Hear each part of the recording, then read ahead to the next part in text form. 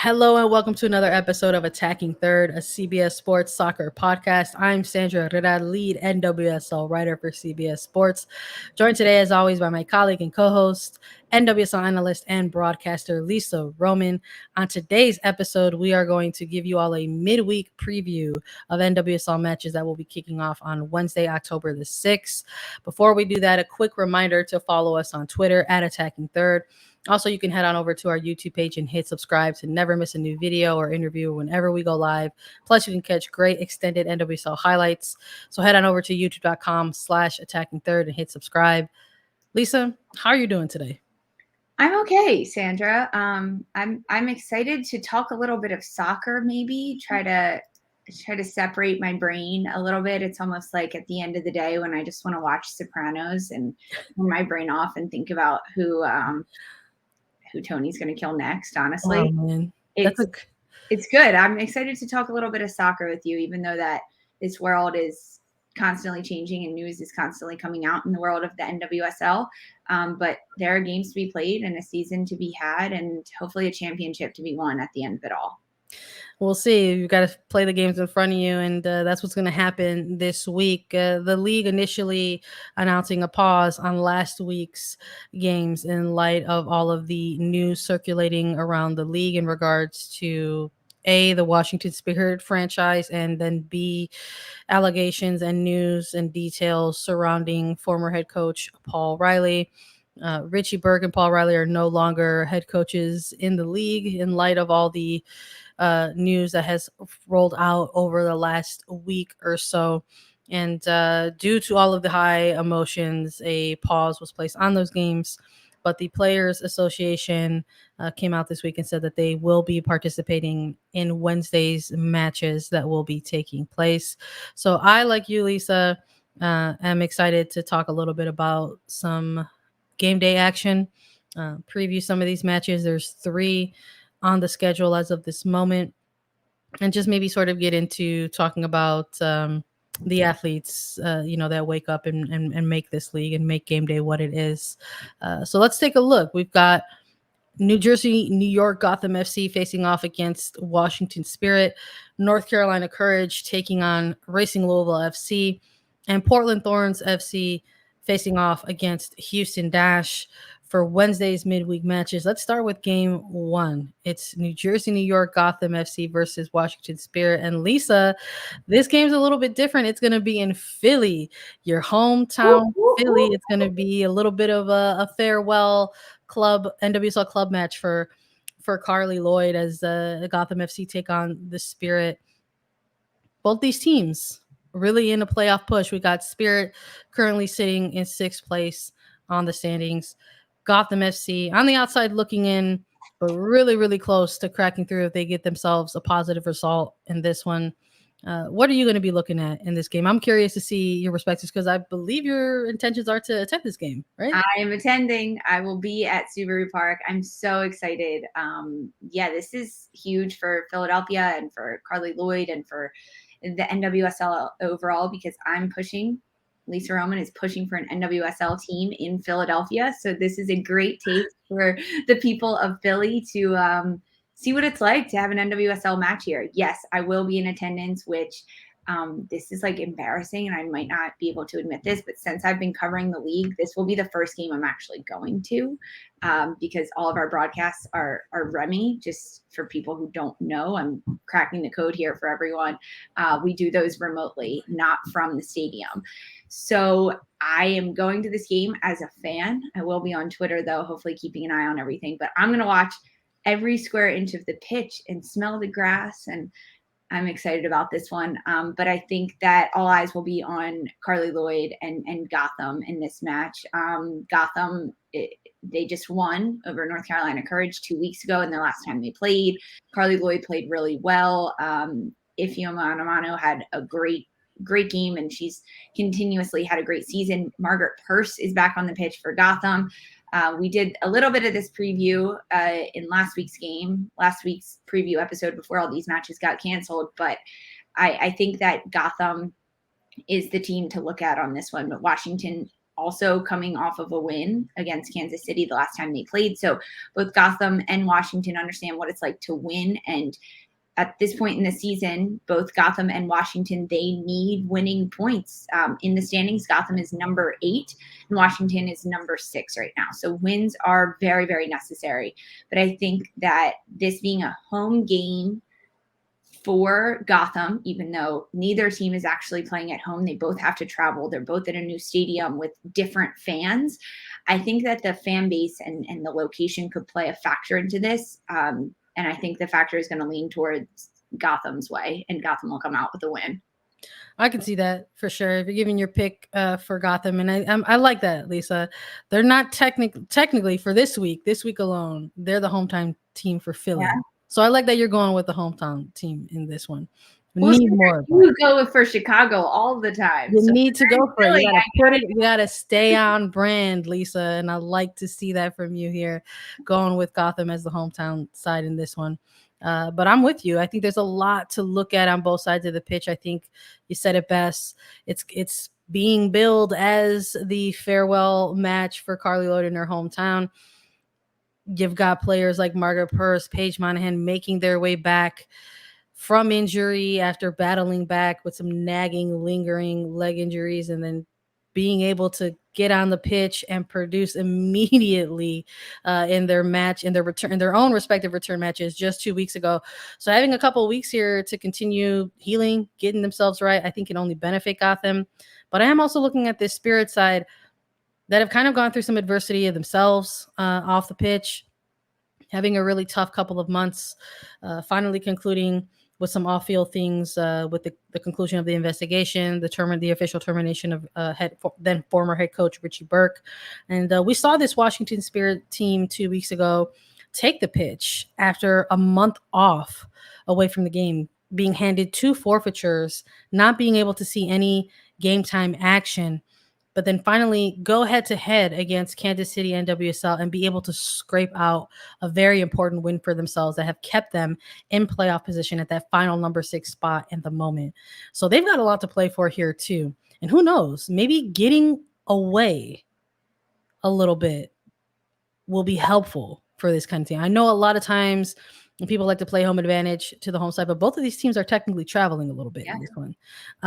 So I think maybe just for pick's sake and for differences, I'll go the Spirit side on this one. But I don't know. I got a feeling that this one actually might end up in a draw, to be quite honest. But I'm hoping that no matter what, there's an exciting game in this one. I'm sure emotions will be high considering the week that has been had. And I want to let everyone know that because of the magnitude of this match, with both of these two very competitive teams going head-to-head, it also being billed as Carli Lloyd's final match, this is going to be a match that is going to be available for viewers on CBS Sports Network. So please check with your current cable providers for listings and how you can watch that. So keep an eye on that one. Following along with this triple header, we have North Carolina Courage hosting Racing Louisville FC over at Wake Med Soccer Park in Cary, North Carolina. Of course, Lisa, we've been talking about it all week. We have to keep mentioning it here in the top of our brains and at the top of this podcast while we continue to preview these episodes. North Carolina Courage no longer have their former head coach, Paul Riley. He was terminated effective immediately upon the publishing of a story via The Athletic on September 30th. Interim head coach Sean Nahas is currently at the helm of this club. This is going to be the first match that both Nahas and the team will take the fields post events, sort of circulating around their former head coach. And they will be facing a Racing Louisville side that are very, very quickly running out of time in this regular season to make an impact for an actual playoff push. But that doesn't necessarily mean that they won't be able to play spoiler, because we have a North Carolina Courage side that prior to all of these events, looking at the soccer aspect of things, Lisa, they were on a bit of a skid themselves. They were on a pretty lengthy winless streak, which was quite frankly very uncommon for this North Carolina Courage side. They have historically been the type of team that have only gotten stronger as the NWSL season has progressed and gone on. And here we are in the final stretch of the season, and they appear to be flailing a little bit. And this was prior to everything happening. So now we've got everything happening with this team where they were still the same scenarios, having this winless streak, and now they've got some off-field pitch issues that have been surrounding the club and putting a big spotlight on this team as well. It's going to be a tough one to just sit here and say, oh, I'm going to pick this team because of X, Y, Z, or the other. But looking at this match, my perspective is that I really just hope players are able to go out there, get a good run, maybe have some fun, leave some emotions out on the pitch, utilize the soccer in a way that can be helpful or maybe even therapeutic for them. And I would like to see a result because everybody likes to see some type of result happening, whether it's a win or a loss. But I don't know. Hard to tell in this one for me. I think maybe this one could be the game of the 3 games that we're going to watch this Wednesday is going to be a draw. So for me and my pick, I'm going with a draw in this one. Sandra, I wrote down a draw for this one for me already. Well, you got to pick first in the first game, and I'm picking first in this game, and I'm going with the draw. I know. I think one thing you said is so important looking at this match between the Courage and Racing Louisville. I hope that the North Carolina Courage players, after everything they've been through this week and everything the league has been through this week, can look to the left and to the right of themselves as they stand in their team huddle and look at their teammates and have a joy in playing a game that they all love. They love so deeply, and play for the players on either side of them and play for their selves as a young athlete, because that's important to go back to why you love this sport, why you got into it, and why you chose to make this your career and play at the highest possible level in the NWSL, and finding those moments of joy. I hope that we see it when we watch this game. I hope that the players feel it. I hope that they can, go back to their roots of why they chose this sport and why they chose to play it at the highest level, because I think that's something that is lost in this week of news, the joy of the game and the joy of why these players want to play based on everything that they have experienced. And that's my hope for this match, that we see smiles on the pitch. We see celebrations and goal scoring, even goal scoring for your opponents, that you can find joy in this game, which sounds like so cheesy, and I'm aware of it as I'm saying it, but that's what I want. That's what I want when I watch this game. And I think that's another reason why I'm looking for a draw, that I think this game will be a draw. And not to mention that North Carolina Courage they've lost their last 2 matches. They are on this skid, as you mentioned it. Lynn Williams, a player that has had a lot of ups and downs throughout this season. I hope she can find her joy and find her stride with her teammates around her. And even Racing Louisville, they're coming off of a pretty rough loss to Houston, and that's devastating in and of itself just on the pitch. They need to get run of play goals, and maybe the defense for North Carolina has been strong all year, but can they be strong against this Racing Louisville team that has Savannah McCaskill in the midfield and players like Salmon up top and Amina Ekic that are scoring goals and showing great moments? But I pick a draw for this one. Casey Murphy, I'm hoping she gets a shutout. So it'll be, I'm thinking scoreless draw. Scoreless. All right. I like that you're putting a number on to up the stakes. Yeah, you did. I didn't put a number on it. I'm into the scoreless draw. I'll just say it'll be narrow. I hope each team gets a chance to celebrate a goal. I'll just say it like that. Happy and healthy. That's what we want to see for the players coming out of this midweek matches. This game kicking off at 7:30 p.m. Eastern time. You can catch this game on Paramount Plus, so tune in for that in case you're interested in this fixture versus the Gotham and Washington fixture. To close out this triple header, Portland Thorns FC will be hosting Houston Dash at Providence Park in Portland, Oregon. Late night one. We got NWSL After Dark action. This is going to kick off at 10 p.m. Eastern time.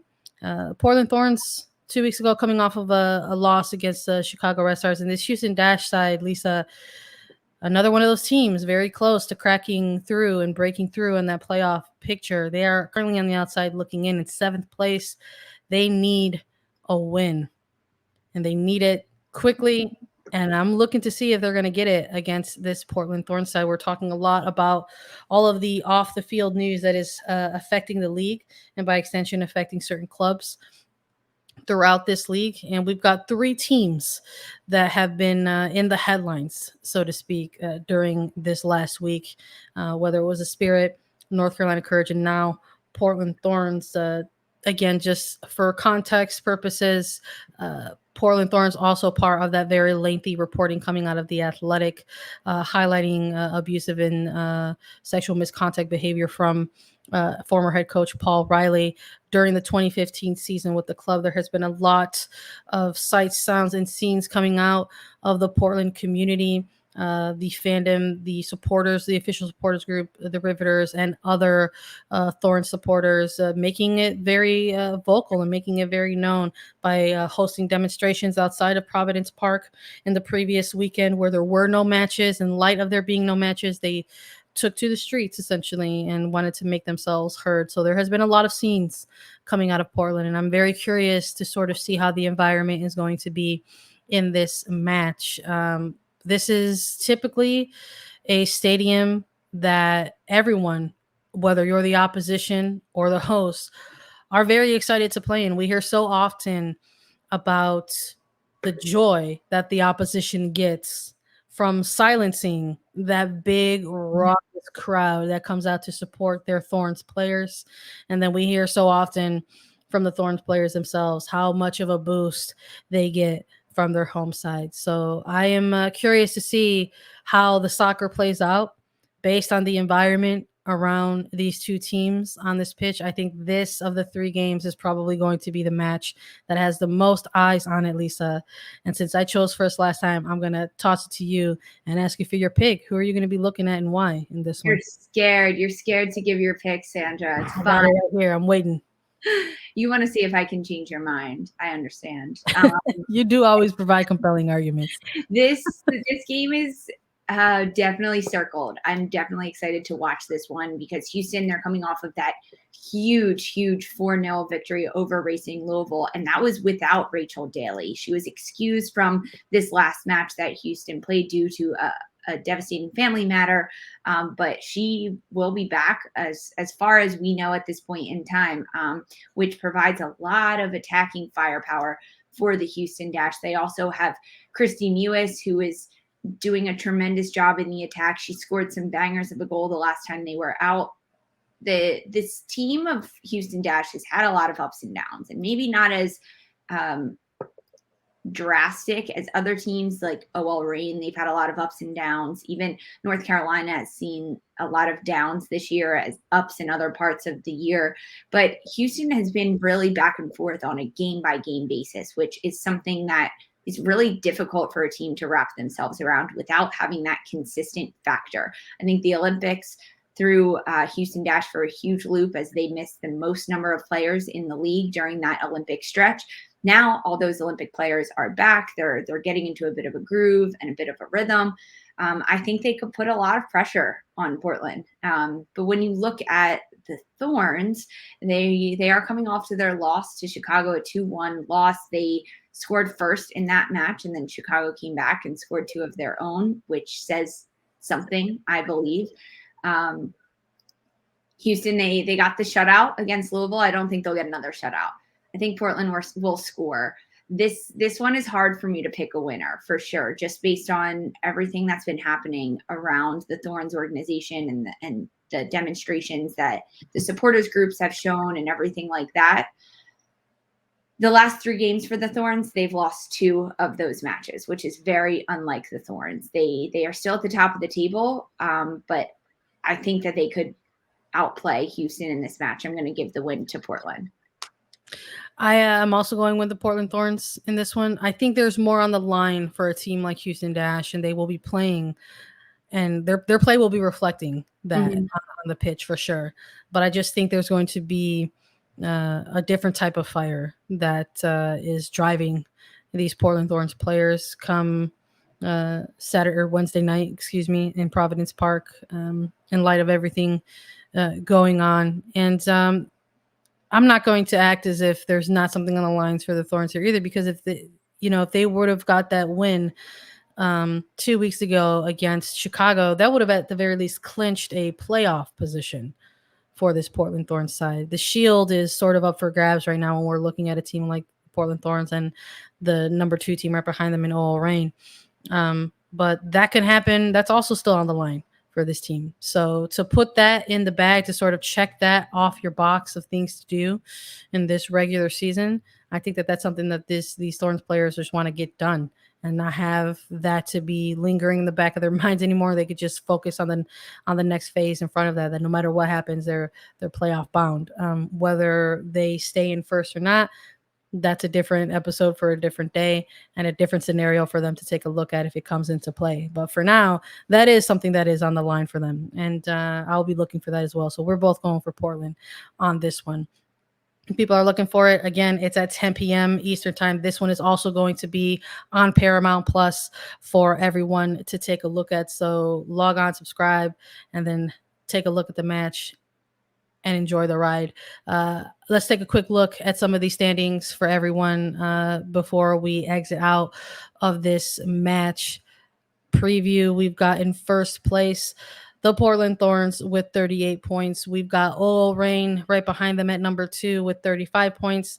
Sitting at number 3 is North Carolina Courage with 29 points. Right behind them is Chicago Red Stars in 4th place with also 29 points.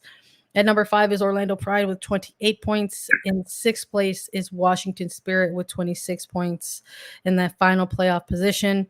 And then we've got in 7th place, Houston Dash with 26 points. In 8th place, New Jersey, New York, Gotham FC with 25 points. In 9th place, Racing Louisville FC with 17 points. And in 10th place, Kansas City NWSL with 11 points. Folks, thank you all for listening today. We hope you tune in to the games, and we hope you also follow us on Twitter at Attacking Third. We're also on Apple Podcasts, Spotify, Stitcher, and everywhere you listen to your podcast show.